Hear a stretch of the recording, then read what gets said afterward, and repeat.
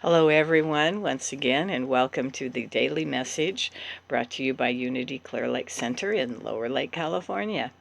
Today, I'm going to read to you two articles that I read yesterday on Oneness, as described by the readings of Edgar Cayce almost 100 years ago. What I'm going to do is share the work of John Van Aken and Peter Woodruff in articles they wrote from material they gleaned from the readings of Cayce on the subject of oneness. So, infinite eternal oneness. In the thousands of readings given by Edgar Cayce, there is a fascinating trend telling of ancient beings who held a belief in the oneness of all. So as we study this idea in the Cayce archives, we become aware that Cayce is describing something much bigger than simple oneness. He's describing a wholeness that no one can get beyond. No one can get beyond the whole, for the whole is the whole, and there's nothing beyond it. It's infinite, it's universal. Strangely, it is everywhere and yet nowhere. It is his hidden cosmic womb and the universe, all at the same time. So keep in mind that our scientists tell us that we only see 4% of the universe. 96% is invisible. There is much more to life and reality than we can perceive at our present moment. But there was a time when you and I knew it all. We experienced it all. And those memories are latent within us today. So let's review this ancient tale in order to touch the place within us again. It begins long before our lives today. It begins when we were angels. Yes, we were once angels or godlings in the heart and mind of the infinite and eternal one, as the Kabbalah teaches. This is God and all of creation, what the Bible calls the heavenly hosts or heavenly assembly. Jesus referred us to this passage in an answer he gave to the Pharisees in the Gospel of John chapter 10, verse 33. The Pharisees charged him, "It is not for a good work that we stone you, but for blasphemy, because you, being a man, make yourself God." To this charge, Jesus answered, "Is it not written in your law, I said, you are gods?" And Jesus here is referring to lines in Psalm 82, lines 1 and 6. God presides in the great assembly. He judges among the gods. And you are gods. All of you are sons and daughters of the Most High. So according to Cayce and many other sources of ancient lore, you and I were conceived in the universal consciousness, in the womb of God's mind. It all began with God conceiving the essence of beingness, or what is known today as the Logos. The prototype being God is not a being, but an infinite eternal spirit, as Jesus shared with the woman on the well in John chapter 4, verse 24. God is spirit and seeks same to worship him. And this Logos followed God's creative way by conceiving all of us beings within the being, which is in the infinite spirit. In John chapter 14, verse 20, he records Jesus as saying, "In that day you will know that I am in my Father, and you in me, and I in you." And this Logos, or the Word, as John wrote in the opening of his Gospel, conceived us intentionally and specifically.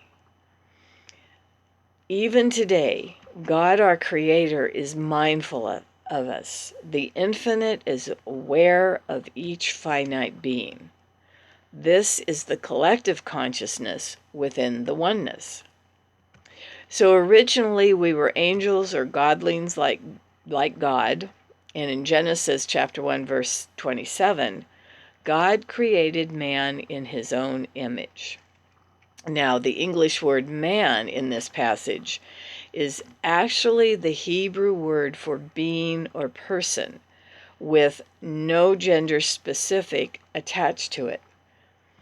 Male and female were one in each being. The word that is Adam or Adam with a lowercase a and does not mean a male man, and only in Genesis is this Hebrew word translated man. In other parts of the Bible, the same word is translated as person. The angels, godlings, or persons were created in the image of God, having both the yin and the yang in oneness within themselves, as God also contains both. It was not until we get to Genesis chapter 2, verse 18, that these qualities were separated into two different forms, woman and man. The concept I believe most foundational to Edgar Cayce's work is this. This is from one of his readings. The awareness within each soul, imprinted in pattern on the mind and waiting to be awakened by the will of the soul's oneness with God. In this statement, given as the definition of the Christ consciousness, Cayce answers who we are, why we are here, and gives us the purpose and meaning of life.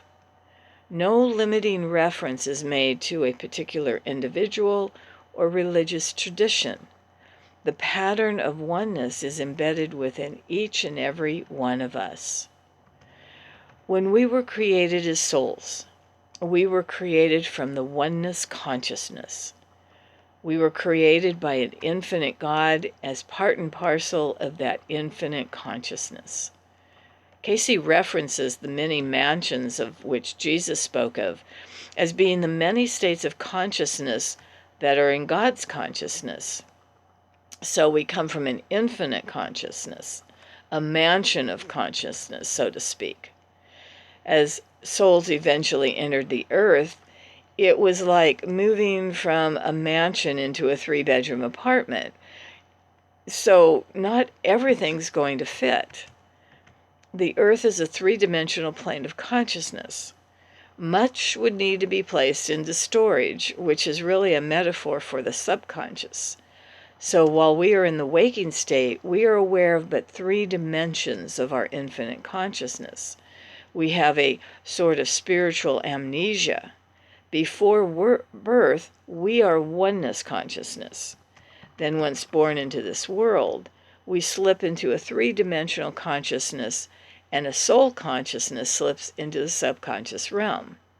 When we sleep, the ego or 3-dimensional consciousness is set aside, and we contact our soul consciousness. When we awaken, we largely download soul contact through dreams. Cayce used hypnosis to subjugate the ego to access the soul realms. So this is what is meant in the quote about the oneness pattern, waiting to be awakened by the will. The oneness pattern is asleep, so to speak. It rests in the subconscious realm of mankind. Cayce now adds the idea that the sleeping oneness pattern must be awakened by the will. So what is the will? It's the muscle of choice. He once, or many times stated, choose thou. Hugh Lynn Cayce, who is one of the sons of Edgar Cayce, would often say during a lecture, you really have only one choice today, and that choice is about whether you will meditate or not. So how does meditation fit in? In order to access the sleeping oneness pattern, we must reach into the subconscious and awaken that pattern.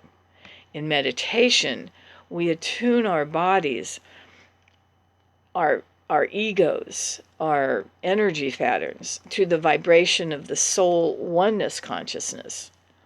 The more you meditate, the more you awaken that consciousness into your waking state.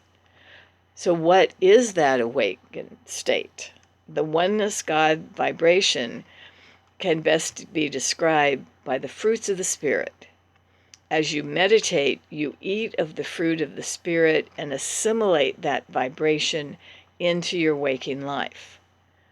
What is oneness God-like?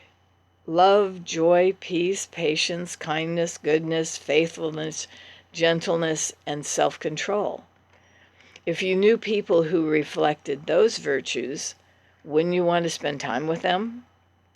This is the company we keep when we use the will to meditate daily. Did Jesus meditate?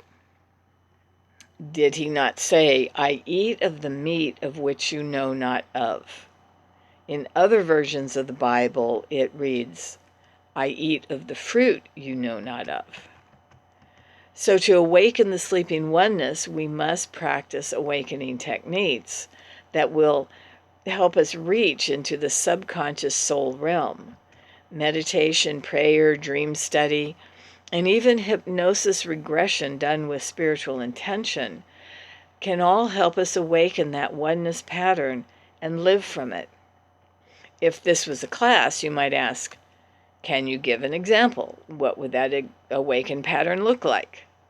And Casey would answer that Jesus was a pretty good example of the awakened oneness pattern.